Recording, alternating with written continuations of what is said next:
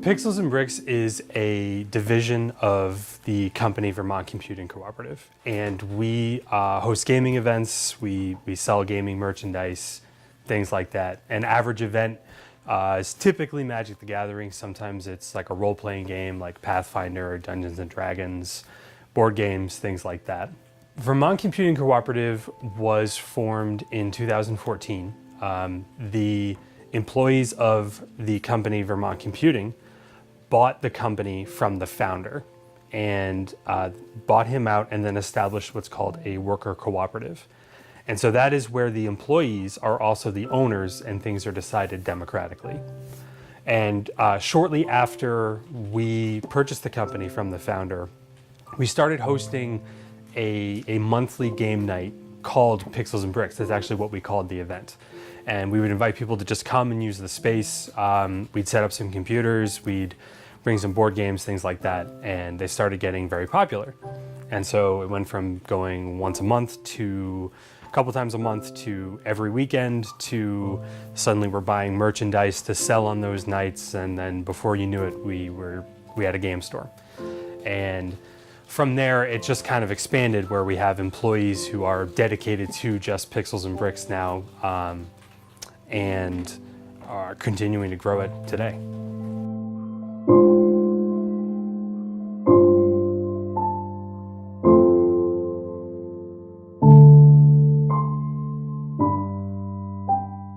I do enjoy how it turned out. I think it's still kind of turning out. It seems like every week, every day, it's something new, something different. We're trying something out. It still feels very new to me, and like we're still trying to figure it out. But yes, I do enjoy it. This is actually the location for the original business before we bought it out. And so it's been here for well over 15 years now. And changing it, whenever you change the location of a business, there's inherent risks. We've certainly talked about it. We've explored that option, maybe someday, but for now, we're pretty happy here. 4 owners might be becoming 5. And so the way a cooperative works is that any employee after a year working for the company has the option to become an owner. And so what that prevents the business accidentally turning into a partnership. It keeps things democratically. And so anyone who is an employee after 1 year can join as an owner. And so that number might go up and it might go down, depending on who's working here and for how long, and if they move on or if they stick around. In regards to if I always wanted to open a business like this, the answer is yes. You know, when I was a kid, it was a comic book store, and then I got a little bit older and it was a video game store, and then now it's a little bit of everything. Any gathering place with like-minded people will start to form its own community. And that's what's happened here. You know, people come here to play the same game, or they join their friends here, something along the lines of they just moved here and they are looking for friends, and they all come here for the same reason and spend enough time together. At least some of us end up friends in the end. And you see the same people week in, week out, and you start to find what you have in common with them, and you play some games together, you compete, and you have that shared experience. And then pretty soon people start looking forward to not only playing the game every week, you know, be it Magic or an RPG, but they look forward to seeing those familiar faces.